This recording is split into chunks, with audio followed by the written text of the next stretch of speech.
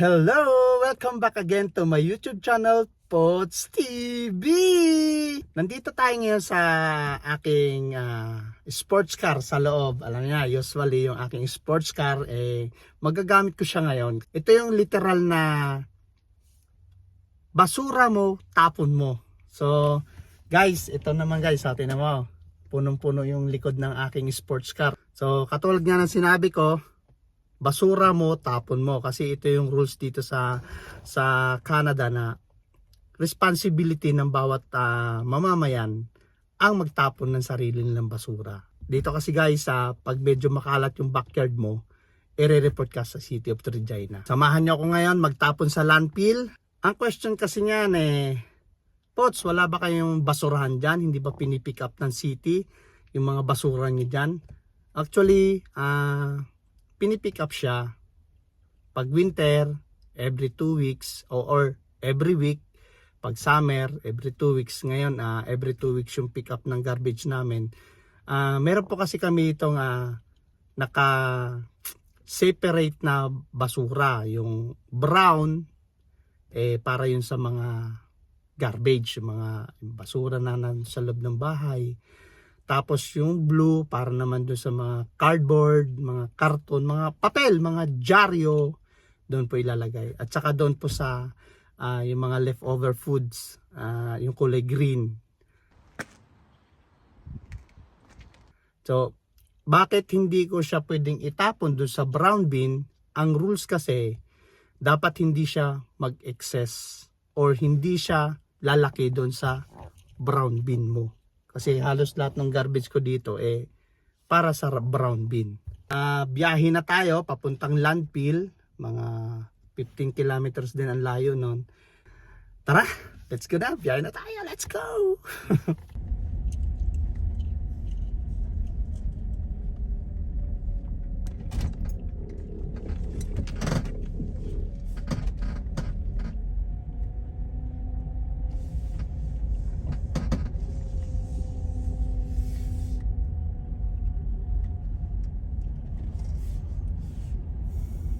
Hindi ko na naipakita sa inyo ang way papuntang landfill namin kasi nagwo-worry ako sa yung sports car, tayo malulubak, may lumalagitnit sa ilalim. So, siyempre, medyo worry ako kay sports car ko kaya in-stop ko muna yung video papunta rito.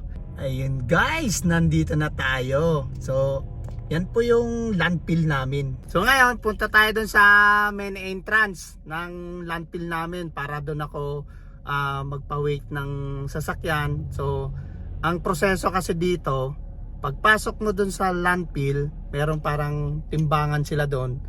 Isasampa natin yung sasakyan natin dun sa pinaka weighing scale nila. Kung ilang kilo yung ipinasok natin, titimbangin ulit tayo palabas. So paglabas natin, doon tayo ngayon magbabayad kung magkano yung naitapon nating basura. So yun ang proseso nila dito ngayon. Slowly lang ako magpatakbo ngayon kasi bigat na bigat yung aking sports car sa aking mga basura. Pagka binilisan ko kasi at malubak, yung shock niya mapuwersa, baka kumalas pa yung mga bolt nito Siyempre, ito lang yung aking toy. Dito kasi guys, pagka ang speedometer, ang speed ng road papunta dun sa way na pupuntahan mo, kunyari 60, tapos ang bagal ng takbo mo, galit na agad yan sila. Galit na yung mga nasa likod kasi bakit ang bagal-bagal tapos tumataas-taas pa yung kamay. Alangan naman, intindihin ko yung galit nila mamaya magalit sa akin yung aking sports car, di yari naman ako, di ba? Ngayon lang naman ako medyo nagbabagal sa ganitong speed kasi mabigat nga yung aking takbo, kaya pasensya na sa mga kapwa ko driver na naiinis. Yan na, papasok na tayo sa timbangan. Ito kasi may parang stoplight, so pag green papasok tayo. Oh, kailangan pala ng license plate kasi nakasulat dito, please have your license plate ready. So labas natin yung license plate natin. ito yung usual na ginagawa namin dito sa Canada. Pagka marami kang basura na mas malaki pa sa brown bin natin sa bahay, obligado namin itapon dito sa landfill. So responsible namin na itapon siya. Hello. Hello. What do you have for us today? It's all household, yeah. Any liquids? No, Any propane tanks or batteries? no, Any fluorescent bulbs? no. And how are you paying on the way out? Master, please. MasterCard? Yeah. You've been down to the bins before? Nah, this is my second time. Yeah, so straight ahead on your right hand side, small vehicle transfer station. Okay. Area orange. Just Uh-huh. look for the attendant. Okay. They'll tell you which bin to go to. Okay, thanks. I have a question. Sure. Because I have a lots of oil from my car, engine Yep. oil. Can you give me some idea where I'm gonna bring that one one? place that you can take it to is like a Jiffy Lube. Jiffy, it's like a company, so you could look it up. The best thing to do is call them before they can take it. I think it's on Albert Street North. Jiffy Lube. Yes, I believe that's what it's called. The other alternative is we have a household hazardous waste area that's out here. And It's sit open on Fridays and Saturdays between 10 a.m. and 3 p.m. Okay, what's the name again? The household hazardous waste. It's out here. The entrance is just off this main road here, but Okay. at the top of the hill on the left-hand side, just on the other side of this building here. Okay. Used motor oil, gasoline, aerosols, basically the stuff that we don't take here that's like hazardous, that we don't take, flammables, that type that Like kind of thing. paint, like. And paint, yes. If paint is in the original container, you can also take them to Sarcan. Okay. Yeah. Thank you so much. You have a good day. You too. Thank you. Yeah. Naibigay na sa akin yung receipt. Are. So, ang bayad nan mamaya paglabas ko. So, pin-repair ko na rin yung aking license card. Kasi may tinanong ako, gawa ng ang dami kong mga oil, gawa ng pinagpalitan ko sa aking ang tag nito, sa aking sasakyan. So hindi kasi dito rin pwede itapon yung mga oil. Basta pag sinabing household, yung mga basura lang. Pero pagdating sa mga oil, meron mga tama-tamang segregation, proper segregation talaga ng pagtatapon namin. Hindi pwede basta-basta ang pagtatapon dito ng basura. Yung mga battery, yung mga fluorescent bulb, magkakaiba po yan ng mga tapunan yan. Hindi po kung saan, hindi po pwede dito sa area na pagtatapunan ko, tatapunan ng battery, tatapunan ng mga oil, yung mga langis ng sasakyan, bawal. Kung ano lang dineclare mo, yun lang po. At saka pangalawa, hindi ka pwedeng magsingit o magtapon ng pasikreto kasi medyo dito sa area to may mga camera. So pag nakitaan lang camera na nagtapon ka ng ganon, so malaki po ang magiging fine natin pag nag-violate tayo sa ating mga responsibilidad dito sa ating community. Nandito na tayo sa landfill, magtatapon na tayo. Ito yung aking bay number 8. So maraming caution dito guys, pagpasok dito.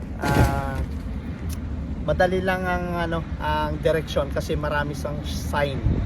So pag small vehicle katulad ng aking sports car, small lang siya. So madali mo lang ipalo yung road papunta rito sa landfill. So kahit sino ang magtatapon madaling makita yung rota papunta kasi pagkaso yung mga malalaking vehicle katulad ng mga nagpipick up everyday ng mga basura dito sa city, so mayroon po silang ibang way. Meron naman pong ibang way para din po sa amin.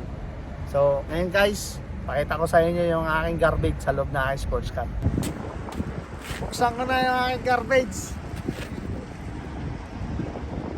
Ikaw, nakalak pala.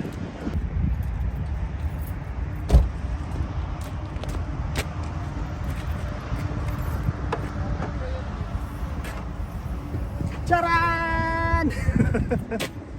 Yung mga kasabay kong nagtatapon ng basura, tinatanong kung ano daw ginagawa ko. Sabi ko nagpa-vlog ako kung paano magtapon ng basura.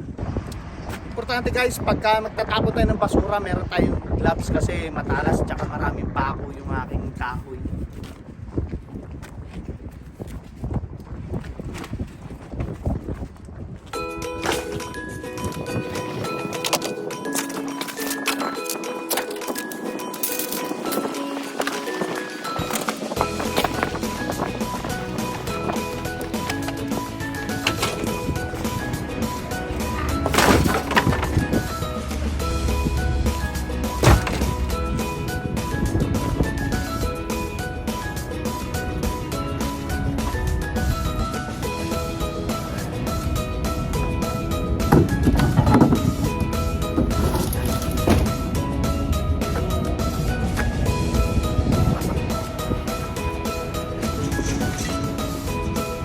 magtatapon ng garbage ito pag nagsusolo.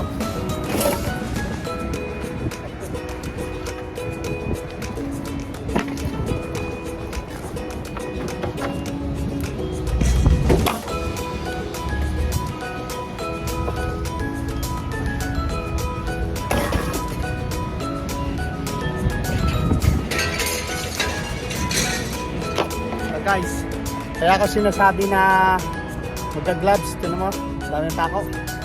So for safety na rin. Tandaan nyo na, mahirap magka-tetano.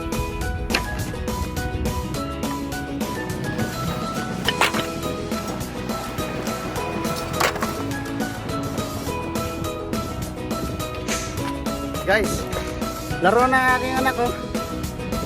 Tatapon o hindi? Hindi. Kasi gusto ito ni Seth.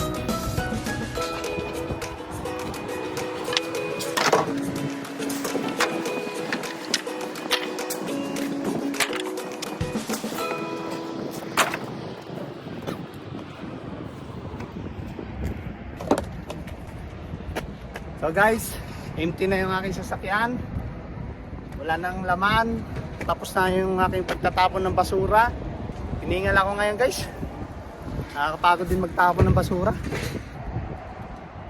Pahinga mo tayo ng kaunti, mga 5 minutes bago tayo babiyahe. Bigat din kasi ng mga tinapon ko eh. Kaya siguro lumalagit nito ang sports car kasi mabigat, overload na siya.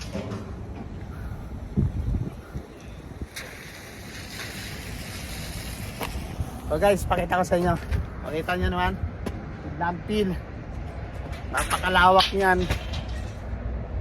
Hindi siya mukhang basura kasi itong part na to, itong area na to nasa likod ko, dati basura yan. So inayos nila. Tapos habang tumatagal, nadidecompose yung ibang mga bagay, tinutubuan na siya ng mga damo. Pero sa likod ng bundok na yan, ng basura na yan, nandun naman yung mga basura na inaayos naman nila para in the future ganito din magiging itsura. Tapos na ako nakapag-relax, naka-relax na ako ng kaunti. So ngayon wala nang laman yung aking sports car. Kala ko na wala yung susi ng sports car ko. Kinabahan ako. Kala ko na itapon ko yung susi ng sports car ko eh. This way? Okay, thank you so much. Yeah, you too, thanks. You too, thanks. Naligaw na ako. Kung ano yung pinasukan ko, doon din ako lalabas. Bawal. Tingnan mo. Ganito talaga ang nangyayari guys. Pagka, alam mo, kahit second time ko na ngayon, nakakalito pa rin, di ba? Oh. Sabi ko nga sa inyo guys, before, pag nandito ka sa Canada o bago ka sa isang lugar, keep asking. Yung mga rep, ayan guys, ayan, kita ba? Tapunan ng mga rep dito. Dito din, naka-separate, puro rep. Ayan So ayan, kita nya? Double check natin yung receipt. Yung total gross nung pumasok tayo dito kanina, ang total kilograms niya is 2,050. So tingnan natin ngayon kung ilang kilo yung naipasok kong basura dito, tapos kung magkano yung babayaran ko kasi per kilo sila rito eh. Green na uli, pasok na tayo. Hello, good afternoon. I'm good, thank you. I'll take that paper. Yeah, sure. Do you need my driver license? No. Okay. 10 is your total. Okay. I'm gonna pay here in my MasterCard. Do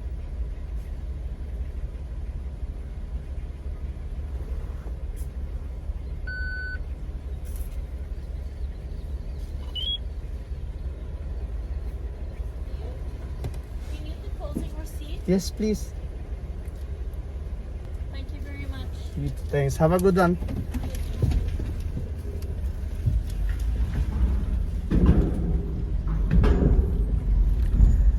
So nakapagbayad na tayo, nakalabas na. Free na tayo uli. Pwede na ulit tayo magsakay ng garbage. So ito yung receipt. Ang naipasok ko, total kilograms na garbage sa landfill ngayon is 130 kilograms. Ang binayaran ko ay $10. Last time, mataas ng kaunti yung kilo ko dito, dumagdag lang ako ng 50 cents. That was 5 years ago. Ngayon naman uli ako nakapagtapon kasi marami akong ginawang activity sa bahay, nagkumpuni, marami akong kahoy, tapos may mga binaklas ako na mga shelf sa bahay. So ito na yung resulta ng aking basura. Ngayon guys, tapos na yung aking pagtatapon sa household. Uwi na tayo sa aking bahay at ako'y magpapatuloy ng aking mga gawain doon. Thank you so much sa pagsama nyo sa akin. Kung nagustuhan nyo aking video, please likes and share. It's TV!